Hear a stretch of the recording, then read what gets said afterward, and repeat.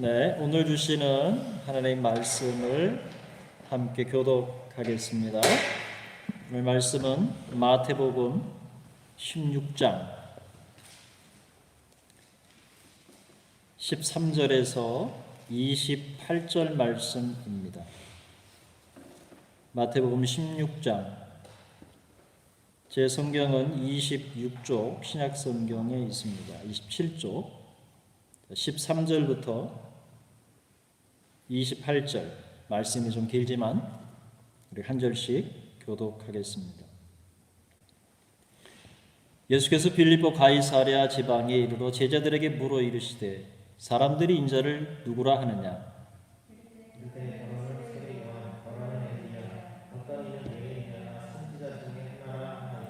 이르시되 너희는 나를 누구라 하느냐?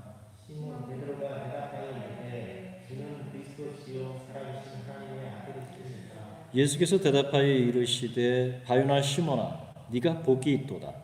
이를 네게 알게 하니는 혈육이 아니요 하늘에 계신 내 아버지시니라. 또 내가 네게 이르노니 너는 베드로라. 내가 이 반석 위에 내 교회를 세우리니 음부의 권세가 이기지 못하리라. 내가 천국 열쇠를 네게 주리니 네가 땅에서 무엇이든지 매면 하늘에서도 매일 것이요 네가 땅에서 무엇이든지 풀면 하늘에서도 풀리리라 하시고 이에 제자들에게 경고하사 자기가 그리스도인 것을 아무에게도 이르지 말라 하시니라. 이때로부터 예수 그리스도께서 자기가 예루살렘에 올라가 장로들과 대제사장들과 서기관들에게 많은 고난을 받고 죽임을 당하고 제3일에 살아나야 할 것을 제자들에게 비로소 나타내시니 베드로가 예수를 붙들고 흥변하여 이르되 주여 능히 마옵소서 이 일이 결코 주께 미치지 아니하리이다. 예수께서 돌이키시며 베드로에게 이르시되 사탄아 내 뒤로 물러가라. 너는 나를 넘어지게 하는 자로다. 네가 하나님의 일을 생각하지 아니하고 도리어 사람의 일을 생각하는도다 하시고 이에 예수께서 제자들에게 이르시되 누구든지 나를 따라오거든 자기를 부인하고 자기 십자가를 지고 나를 따를 것이다. 누구든지 제 목숨을 구원하고자 하면 잃을 것이요 누구든지 나를 위하여 제 목숨을 잃으면 찾으리라.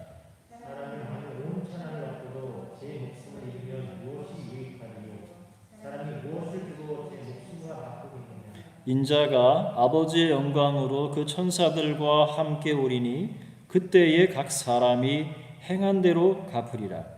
진실로 너희에게 이르노니 여기 서 있는 사람 중에 죽기 전에 인자가 그 왕권을 가지고 오는 것을 볼 자들도 있느니라. 아멘. 그럼 한 주간 잘 지내셨습니까? 이제 제법 날씨가 많이 선선해졌습니다. 계속해서 건강을 잘 유지하시기를 바랍니다. 오늘 저는 말씀을 베드로의 두 얼굴, 중생한 베드로의 두 얼굴이라는 말씀으로 여러분과 은혜를 나누려고 합니다. 여러분, 중생이라고 하는 것은 하나님의 독권적 사역이기에 인간의 중생을 위해 할 수 있는 것은 아무것도 없습니다. 중생은 위로부터 임하는 수동적인 은혜입니다. 하나님께서 밤새도록 바람이 불게 해서 홍해가 마른 땅이 되게 하셨듯이 인간은 하나님의 선택과 예수 그리스도를 수동적으로 영접함으로 구원을 얻습니다. 아담 이후에 인간의 죽었던 영이 다시 태어나 중생함으로 얻은 은혜 구원이며 행위에서 난 것이 아니고 하나님의 선물로 주어졌기에 자랑하지 못합니다. 중생한 영은 죄를 지을 수 없고 하나님의 심판에서 자유하게 되며 하나님의 진노에서 벗어납니다. 하지만 우리의 심신, 다시 말해서 혼과 몸은 여전히 죄와 싸우며 하나님의 완전한 구원을 기다리고 있습니다. 중생한 그리스도인이라 할지라도 이 혼과 육, 이 심신은 아직 중생하지 않았기에 주 오시는 날까지 혹은 개인이 죽음을 맞이하는 순간까지 죄라고 하는 것은 우리가 싸워야 할 대상입니다. 여러분, 모든 그리스도인의 영이 중생했다 할지라도 현재의 실력, 그 성화의 깊이, 그리고 도달한 그 지점은 서로 다를 수밖에 없습니다. 고린도전서 15장 41절에서 말하는 것처럼 해의 영광이 다르고 달의 영광이 다르며 별의 영광도 다른데 별과 별의 영광이 다르듯이 중생한 그리스도인은 개별적인 one person, 개별적 존재로서 성화의 수준이 서로 다른 지점에 서 있습니다. 우리 모두가 지금 다른 지점에 있습니다. 성경은 이것을 분명하게 가르치고 있습니다. 바울이 빌립보에 보낸 편지를 보면 빌립보 3장 12절 말씀에 내가 이미 얻었다 함도 아니요 온전히 이루었다 함도 아니라 오직 내가 그리스도께 잡힌 바 된 그것을 잡으려고 달려가노라 이렇게 고백하고 있습니다. 그런데 바울이 이렇게 표현한 것은 자신이 구원에 대한 확신이 없어서가 아닙니다. 이미 얻었다 함도 아니고 온전히 이루었다 함도 아니라는 것은 바울의 현재 시점에서는 아직 완성된 것이 아니라는 말입니다. 또 이 표현은 바울이 중생했는가 혹은 중생하지 못했는가를 말하는 것이 아니라 중생한 이후에 바울 자신이 계속 이루어가고 있는 성화, 즉 건설 구원에 대한 언급입니다. 바울이 말한 이 표현 속에 중생은 오직 내가 그리스도께 잡힌 바 된 그것이라고 말했던 이 표현입니다. 내가 그리스도께 잡힌 바 된 것이라고 하는 것은 그리스도의 은혜로 내가 중생을 받았다라고 하는, 기본 구원은 받았다라고 하는 이 표현 속에 담겨져 있습니다. 바울이 전하는 메시지는 이미 이루어진, 이미 잡힌 바 된 그것, 그 중생이라고 하는 것을 기반하여 미래로 바울은 그의 눈을 들고 있는 것입니다. 그래서 바울은 지금 내가 이미 얻었다 혹은 온전히 이루었다고도 자신 있게 말하지 않는다는 것입니다. 왜요? 아직 끝이 아니기 때문에 그렇습니다. 바울이 이 고백을 하는 그 순간까지도. 이것은 바울이 앞으로 남은 생애를 통해서 계속 이루어 가야 할 성화 구원, 건설 구원의 중요성을 일깨우는 메시지입니다. 바울은 자신이 현재 서 있는 지점을 정확하게 알고 있었습니다. 여러분, 우리는 이 성화의 과정을 구약 성경 여호수아서에서 발견합니다. 이스라엘은 하나님께서 아브라함과 이삭과 야곱에게 약속하셨던 가나안 땅에 들어가 그 땅을 정복해 나가죠. 그때 여러분, 가나안 땅에 들어가기 위해서 이스라엘이 반드시 건너야 했던 강이 있습니다. 그 강이 어떤 강이죠? 요단강입니다. 굉장히 큰 장애물이었습니다. 요단강이 앞에 넘실대는데 어떻게 이 강을 건너서 약속의 땅 가나안에 들어갈 수 있을까 하는 것입니다. 과연 이 요단강이 열리고 그리고 마른 땅을 건너갈 수 있을까? 여기서 던지는 질문이 있습니다. 하나님께서는 출애굽 당시에 홍해를 열으셔서 이스라엘이 마른 땅을 밟고 건너가게 하셨는데 왜 지금은 그 요단강을 그때처럼 그렇게 열어주시지 않을까 하는 것입니다. 여러분 생각해 보셨나요? 혹시 하나님께서 더 이상 그런 기적을 행할 수 없으신 건가? 이제는 그런 능력을 행하기에 하나님이 무능하신 건가? 여호수아 3장 6절의 말씀에 보면 여호수아가 이렇게 명령합니다. 또 제사장들에게 말하여 이르되 언약궤를 메고 백성에 앞서 건너라. 이 명령대로 제사장들이 언약궤를 맵니다. 그리고 백성에 앞서서 백성 앞을 향해 나아가면서 그 출렁이는 요단강가로 나아갔습니다. 그런데 여러분 순종했을 때, 그렇게 순종했을 때 어떤 일이 일어났습니까? 말씀을 여러분 찾아볼 수 있는 분들은 한번 찾아보시기 바랍니다. 구약성경 323쪽인데요. 여호수아 3장 15절에서 17절 말씀입니다. 구약성경 323쪽에 자 3장 15절의 말씀에 보면 요단이 곡식 거두는 시기에는 항상 언덕에 넘치더라. 궤를 맨 자들이 요단에 이르며 궤를 맨 제사장들의 발이 물가에 잠기자 곧 위에서부터 흘러내리던 물이 그쳐서 사르단에 가까운 매우 멀리 있는 아담 성읍 변두리에 일어나 한 곳에 쌓이고, 그림 같은 이야기죠. 아라바의 바다 여매로 향하여 흘러가는 물은 온전히 끊어짐에 백성이 여리고 앞으로 바로 건널세 여호와의 언약궤를 맨 제사장들은 요단 가운데 마른 땅에 굳게 섰고 그 모든 백성이 요단을 건너기를 마칠 때까지 모든 이스라엘은 그 마른 땅으로 건너갔더라 라고 기록되어 있습니다. 여러분, 홍해 사건 때처럼 마른 땅을 건너서 가나안에 들어갔습니다. 우리는 여기서 하나님의 계획하심을 발견하게 됩니다. 이것은 구원의 두 가지 측면과 밀접한 관계가 있습니다. 하나는 홍해와 요단강은 하나님의 백성들의 구원의 서정, 구원의 여정을 소개합니다. 홍해는 하나님 편에서 행하신 구원의 역사입니다.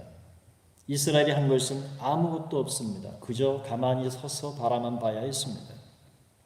홍해는 믿고 세례를 받은 표시, 고린도전서 10장 1절에서 2절의 말씀처럼 세례를 받은 표시로서 중생을 의미합니다.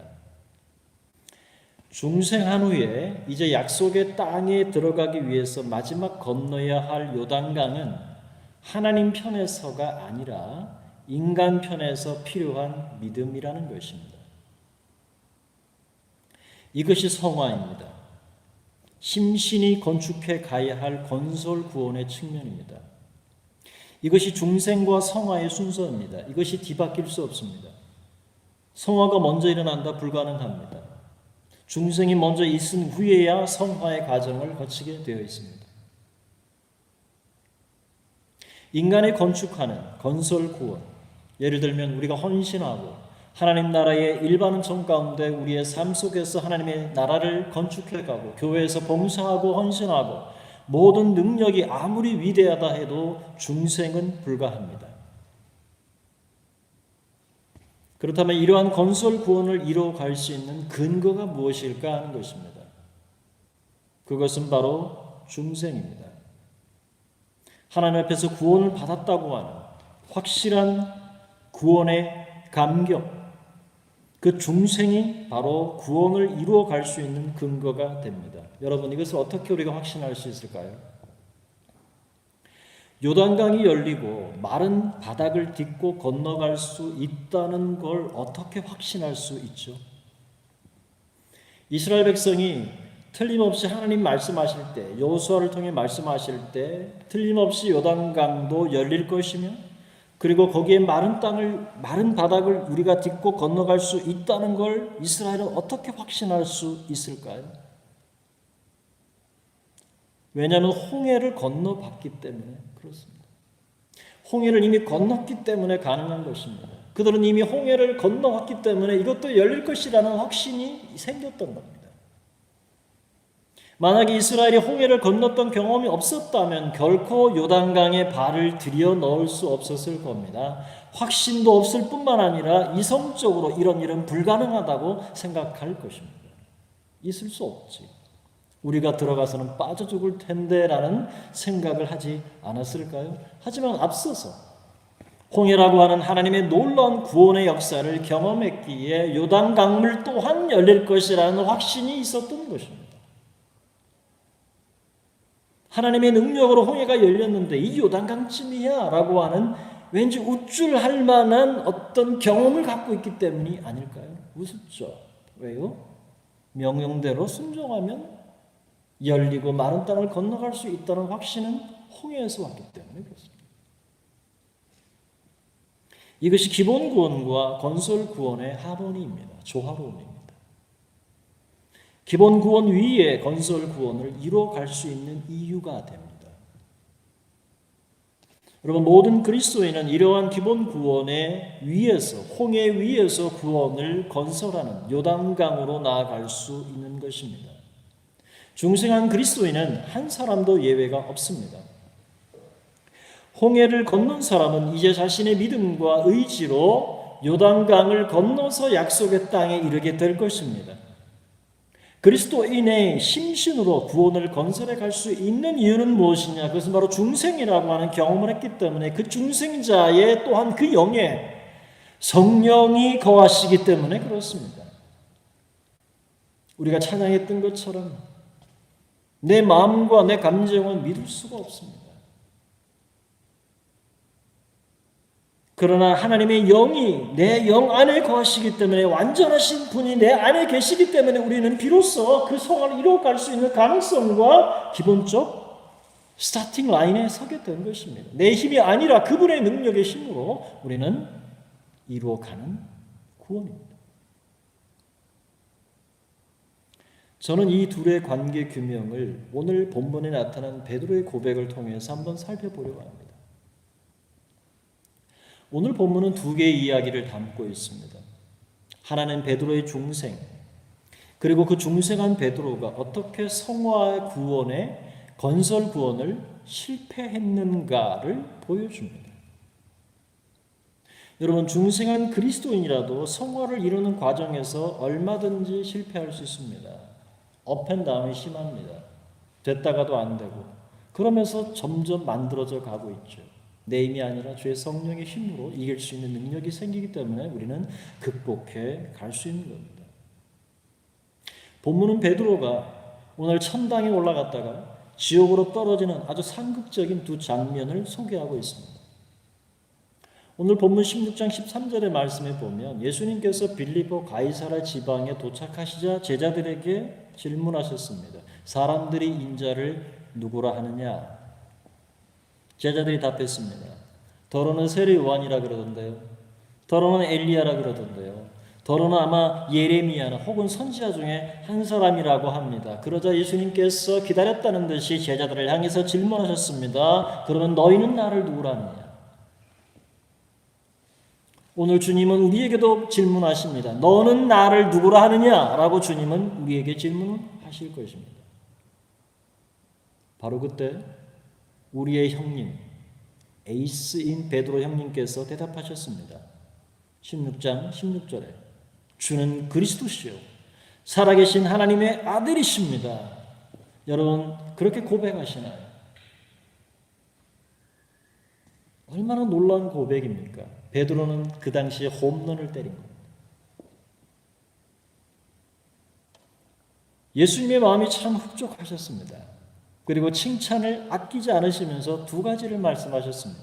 하나는 베드로의 그 답이 누구로부터 임한 것인가 하는 것이고, 다른 하나는 베드로의 그 고백 위에 교회를 세우시겠다는 약속이었습니다. 두 번째는 제가 다음에 하고, 오늘 주목할 것은 그 고백이 누구로부터 임한 것인가 하는 것입니다. 여러분 17절 말씀을 보시기 바랍니다. 예수님 뭐라 그러십니까? 바요나 시몬아 네가 복이 있도다. 이를 너에게 알게 한 이는 혈육이 아니요 하늘에 계신 내 아버지시니라. 주는 그리스도시요 살아계신 하나님의 아들이라는 고백이 스스로 한 것이 아니라는 겁니다. 베드로 네 자신부터 나온 것이 아니라 그의 고백은 베드로가 하나님께서 알게 하셨기 때문에 베드로는 자각했고 깨닫고 받아들이고 그렇게 고백을 했던 것이죠. 그의 고백은 중생한 자라는 사실을 드러냅니다. 요한복음 5장 39절 말씀에 너희가 성경에서 영생을 얻는 줄 생각하고 성경을 연구하거니와 이 성경이 곧 내게 대하여 증언하는 것이니라 주님 말씀하셨죠. 예수님이 그리스도시요 살아계신 하나님의 아들이라는 사실을 베드로가 알았다는 것은 곧 그가 영생을 가진 자라는 근거이며 그가 중생했다는 사실입니다. 그런데 베드로가 영생을 가지게 된 근거를 예수님께서 말씀하셨습니다. 너에게 알게 한 이는 혈육이 아니라 하늘에 계신 아버지시니이다. 여러분, 베드로가 예수님을 알고 믿어서 중생한 것은 하나님께서 하신 독권적인 사역입니다. 베드로가 이 사실을 어떻게 알고 믿었을까요? 바로 하늘에 계신 하나님께서 알게 하셨기 때문입니다. 땅의 모든 종교는 땅에서부터 위로 올라가지만 유일한 기독교는 하늘에서부터 아래로 내려온 유일무이한 기독교입니다. Uncomparable. 세상의 잡스러운 종교와 비교할 수 없습니다. 저는 사람들 무시하는 게 아닙니다. 종교 자체를 논할 때 그렇습니다. 땅의 모든 종교는 땅에서 일어났지만 그리스도교는, 예수 믿는 기독교는 하늘에서부터 이 땅에 임한 유일한 종교입니다. 그래서 종교가 아닙니다. 진리 자체입니다.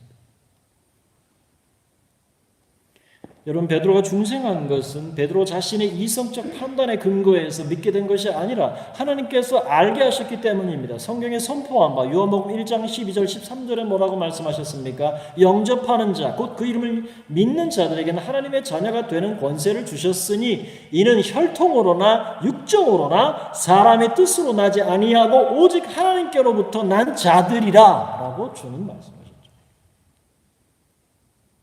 따라서 베드로의 중생은 하나님께로부터 온 것이며 전적인 하나님의 구원 사역입니다. 여러분, 정말 베드로답지 않은 대단한 답변이었고 정말 에이스다운 베드로의 고백이었습니다. 이것이 하나님께서 선택하신 일이며 하나님의 주권적 선택을 통해서 중생한 베드로가 근사한 고백을 하게 된 것입니다. 마치 우리처럼 전혀 하나님을 알지 못하던 우리들이 오늘날 그리스도를 향해서, 주님을 향해서 간절한 사랑과 마음을 담아 고백하는 것처럼 말입니다. 그때 예수님께서 제자들에게 자신이 그리스도라는 사실을 아무에게도 말하지 말라고 경고하셨습니다. 16장 20절. 그런데 여러분, 주님의 칭찬으로 베드로의 이 품격과 품위가 유지되었다면 얼마나 좋았을까요? 홈런을 친 것으로 만족하면 딱 좋겠는데 중생을 경험하는 순간 선자는 넘어질까 조심해야 합니다. 고린도전서 10장 12절. 성경은 우리에게 그 반전의 다음 사건을 소개합니다. 베드로의 민낯이 드러나는 순간입니다. 여러분, 베드로가 앞에서 이렇게 고백한 이후에 16장 21절은 이렇게 시작합니다. 이때로부터 예수 그리스도께서 자기가 예루살렘에 올라가 장로들과 대제사장들과 서기관들에게 많은 고난을 받고 죽임을 당하고 제3일에 살아나야 할 것을 제자들에게 비로소 나타내셨다는 겁니다. 그런데 그 말씀이 그야말로 충격적인 이야기였습니다. 모든 제자들에게 이게 뭐지? 당황스러운 순간이 찾았습니다. 그때 또다시 기다렸다는 듯이 우리의 에이스 형님 베드로가 나섰습니다. 16장 22절에 베드로가 예수를 붙들고 항변하여 이르되 주여 그리 마옵소서 이 일이 결코 주께 미치지 아니하리이다. 여러분, 이 표현은 베드로가 예수님을 따로 불러서 항변했다는 표현입니다. 여기 항변이라는 표현은 헬라어 에피티마어의 뜻인데 책망했다, 꾸짖다는 말입니다. 여러분, 누가 누구를 꾸짖어요? 방금 전에 홈런을 때렸던 베드로입니다. 그 베드로의 행동은 우리를 놀라게 만듭니다. 어떻게 이렇게 엄청난 실수를 이 순간 범할 수 있을까? 방금 전에 말로 홈런을 때렸는데, 여기서 우리가 생각해야 될 것은 바로 성화의 실패입니다. 중생했음에도 어떻게 베드로처럼 그런 황당한 일을 저지를 수 있을까? 여기에 우리의 관심이 있습니다. 하나님께서 하나님의 뜻, 다시 말해서 고난받고 대속해서 죽으신 다음에 그리고 다시 부활할 것이라고 하는 이 하나님의 뜻에 순종하려고 예수님께서 하시자 그렇게 하지 말라고 예수님을 책망하고 있는 베드로. 여러분, 이성적으로 생각해 보면 베드로의 형님이 예수님을 참 끔찍이도 생각한 것 같습니다. 그런데 베드로의 마음, 베드로의 그 안에 있는 뜻과 감정과 의지는 아니, 우리가 어떻게 여기까지 왔는데 고난을 받고 죽임을 당한다니요. 이런 말도 안 되는 일이 어디 있어? 라고 베드로는 판단한 것입니다. 사실 예수님은 이 말도 안 되는 일을 위해서 오신 분이지 않습니까? 그때 예수님께서 베드로에게 무슨 말씀을 하셨습니까? 16장 23절에 보세요. 사탄아 내 뒤로 물러가라. 너는 나를 넘어지게 하는 자로다. 네가 하나님의 일을 생각지 아니하고 도리어 사람의 일을 생각하는도다. 한순간 천당에서 지옥으로 떨어지는 순간입니다. 여러분, 베드로가 책망을 받은 이유가 무엇입니까? 고린도전서 2장 12절 말씀에 보면 우리가 세상의 영을 받지 아니하고 오직 하나님으로부터 온 영을 받았다라고 말합니다. 중생한 사람은 하나님께로부터 온 영을 받은 것입니다. 요한복음 3장 16절 니고데모의 사건을 기억하시죠. 따라서 성령 하나님의 뜻을 알아야 하는데, 성령 하나님의 영의 뜻을 알아야 하는데 자신의 뜻, 바로 베드로의 혼이 그냥 쑥 하고 나와버린 것이죠. 베드로는 예수 그리스도를 보내신 하나님의 뜻을 명확하게 알지 못했습니다. 이것에 실패한 것입니다. 베드로의 실패 지점입니다. 지금 하나님의 영적인 일을 생각하기보다는 자신의 혼적인 생각을 드러낸 것입니다. 베드로가 자신의 이성적, 다시 말해서 중생한 베드로가 이성적 판단으로는 도저히 이해할 수 없고 받아들일 수 없는 일을 예수님께서 말씀하셨기 때문에 도리어 예수님을 책망한 것입니다. 여러분, 중생한 베드로가 성령의 일을 알고 예수님의 뜻에 순복해야 했지만 결국 자신의 지적 판단이라고 하는 것에 걸려 넘어져서 예수님의 길을 막아섰던 것입니다. 질문입니다. 중생한 그리스도인이라도 왜 건설 구원에 실패할까 하는 것입니다. 그 이유는 성령으로 판단하지 않고 베드로처럼 자신의 마음으로 판단했기 때문입니다. 자아라고 하는 이 혼을 포기하지 않았기 때문이죠. 그때 예수님께서 하나님의 일을 생각하지 않고 도리어 사람의 일을 생각한다고 예수님께서 책망하셨던 겁니다. 그것도 지옥에 들어갈 사탄으로 표현하실 정도입니다. 사탄아라고요. 그 순간 악령의 역사를 경험한 베드로는 성화에 실패했습니다. 중생한 그리스도인이라도 악령, 악성과 싸워야 합니다. 중생한 베드로가 이후에 예수님을 모른다고 그것도 3번이나 부인한 것을 우리는 잘 알고 있습니다. 그러면 우리는 어떻게 이 건설 구원, 성화를 이루어갈 수 있을까요? 그것은 오늘 본문 24절, 25절에서 예수님 말씀합니다. 마태복음 16장 24절 25절 말씀에 보면 이에 예수께서 제자들에게 이르시되 누구든지 나를 따라오려거든 자기를 부인하고 자기 십자가를 지고 나를 따를 것이니라. 누구든지 제 목숨을 구원하고자 하면 잃을 것이요 누구든지 나를 위하여 제 목숨을 잃으면 찾으리라. 자기 부인입니다.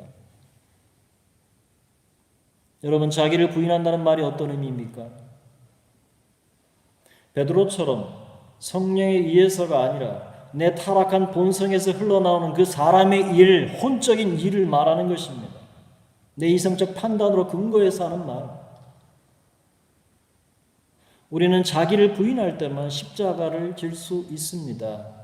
자기를 부인하지 못하면 결코 십자가를 질 수 없고 예수님을 따를 수도 없습니다. 자기를 부인할 때만 예수님을 따를 수 있습니다.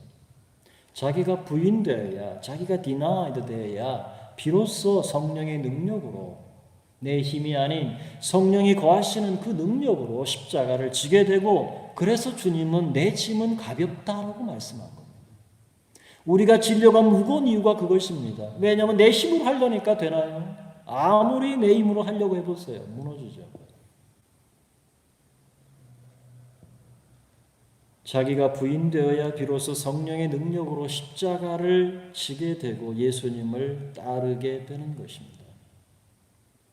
우리는 누구든지 제 목숨을 구원하고자 하면 잃을 것이라는 말씀을 기억할 필요가 있습니다. 여기 제 목숨이라는 말, 이 단어는 목숨이라는 말은 헬라어로 퓨시케이라는 말입니다. 영혼, 육으로 나눌 때 혼이라는 단어입니다.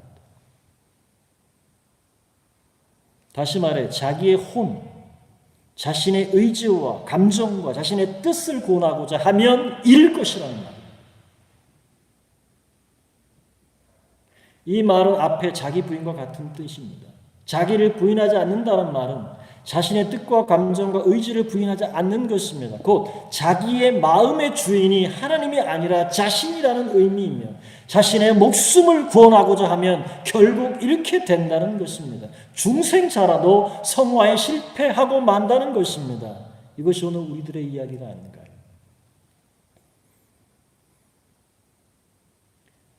성화는 우리가 마땅히 건설해야 할 구원이지만 자기를 부인하지 않고서는 결코 이룰 수 없습니다. 그래서 바울은 갈라디 2장 20절에서 내가 그리스도와 함께 십자가에 못 박혔나니 그런즉 이제는 내가 산 것이 아니요 내 안에 그리스도께서 사신 것이라 라고 표현한 이유입니다.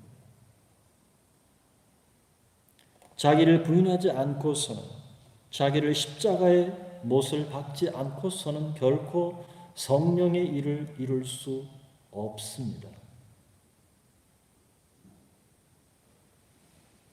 결코 성령의 일을 이룰 수 없을 뿐만 아니라 주님의 뜻에도 순종할 수 없기 때문입니다. 오늘 본문에서 베드로가 실패한 지점이 바로 여기입니다. 중생자가 성화에 실패하는 경우입니다. 중생자라도 매일매일 다시 말해서 목숨을 구원하는 자는 결국 잃게 될 것이라는 말입니다. 우리는 중생자가 성화에 실패할 수 있다는 사실을 마음 깊이 염두에 두어야 합니다. 베드로처럼 중생을 경험했어도 자기를 부인하지 않고 자기의 이 목숨, 혼을 구원하고자 하면 죽게 된다는 말입니다. 그런데 반대로 만약 자신의 이 목숨, 이 혼을 잃으면 어떻게 된다고 하셨습니까? 자신의 뜻과 자신의 감정과 그리고 자신의 의지를 부인하고 자신의 목숨을 잃으면 그 혼을 완전히 죽여버리면 다시 찾는다는 것입니다. 이런 삶의 성공과 실패 과정을 우리는 성화, 곧 건설 구원이라고 부르는 것입니다. 중생자가 성화를 건설해야 할 이유를 예수님께서 들려주셨습니다. 여러분, 제가 중생이라는 말, 성화라는 말, 기본 구원이라는 말, 건설 구원이라는 말, 좀 말이 어렵습니까? 근데 잘 알아들으면 쉬운 말입니다. 그런데 여러분, 16장 27절 말씀을 보시기 바랍니다. 인자가 아버지의 영광으로 그 천사들과 함께 오리니 그때에 각 사람이 행한 대로 갚으리라 라고 말씀하십니다. 여러분, 베드로와 같이 중생한 자라도 성령에 따라 행하지 않는 것과 이에 관해서 천사와 함께 오시는 날 각 사람이 행한 대로 갚으시겠다는 말입니다. 성화의 과정을 통해 나타난 모든 행위를 하나님이 심판하시고 우리가 이루어 가고 있는 이 건설 구원에 대해서 상벌을 주신다는 것을 말씀하십니다. 마태복음 25장 달란트의 비유를 여러분 기억하시나요? 중생한 사람이 건설 구원에 완전히 실패했을 때 주시는 엄중한 경고의 말씀이 있습니다. 그것은 마태복음 7장에 보면 나옵니다. 거짓 선지자들을 삼갈 것을 말씀하셨습니다. 좋은 나무가 나쁜 열매를 맺을 수 없고 못된 나무가 아름다운 열매를 맺을 수 없습니다. 7장 18절. 좋은 나무는 그 열매로 알게 됩니다. 그 열매라고 하는 것이 바로 건설구원입니다. 마태복음 7장 21절 말씀에 주님 말씀하십니다. 나더러 주여 주여 하는 자마다 다 천국에 들어갈 것이 아니요 다만 하늘에 계신 내 아버지의 뜻대로 행하는 자라야 들어가리라. 여러분, 이 말씀에 자신의 혼, 자신의 목숨을 위해서 행했던 일들이 열거되어 있습니다. 주여, 주여 우리가 주의 이름으로 선지자 노릇하지 않았습니까? 주님, 주의 이름으로 우리가 귀신을 쫓아내지 않았습니까? 주님, 우리가 주의 이름으로 많은 권능을 행하지 아니하였나이까? 예수님은 예수님의 답변은 명확했습니다. 마치 베드로에게 사탄아 내 뒤로 물러가라 너는 나를 넘어지게 하는 자로다 라고 말씀하신 것과 같이 23절에 그때 내가 그들에게 밝히 말하되 내가 너를 도무지 알지 못하니 불법을 행하는 자들아 내게서 떠나가라 하리라. 예수님께서 심판하실 것을 경고하셨습니다. 이것이 베드로처럼 중생한 자라도 성화에 실패하는 경우입니다. 말씀을 맺겠습니다. 너희는 나를 누구라 하느냐?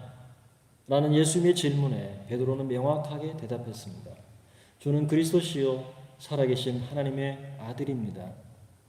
이것은 중생자의 신앙 고백이며 오늘 우리의 고백입니다. 이것을 알게 하신 분은 혈육이 아니요 하늘에 계신 아버지입니다. 우리도 베드로와 같이 하늘 아버지의 은혜를 입어 거듭난 사람들입니다. 우리는 홍해를 이미 건넜습니다. 하지만 우리 앞에는 요단강이 기다리고 있습니다. 그 요단강은 홍해의 기적을 체험한 사람만이 여는 답을 알고 있습니다. 사랑하는 여러분, 여러분은 매일의 삶 속에서 이와 같은 성화를 온전하게 이루어가고 있습니까? 하나님의 한량없는 은혜로 중생했음에도 여전히 자기 부인과 자기 목숨을 구하는 삶을 살고 있지는 않습니까? 우리는 살아있는 시간의 길이 동안 성화의 과정을 통과하게 될 것입니다. 각자가 건설한 성화의 양은 다르며 앞으로도 그 깊이와 경지는 해의 영광이 다르고 달의 영광이 다르며 별의 영광도 다른데 별과 별의 영광이 다르듯이 모두 다를 것입니다. 장차 예수님께서 아버지의 영광으로 그 천사들과 함께 올 때 각 사람이 행한 대로 갚아 주실 것입니다.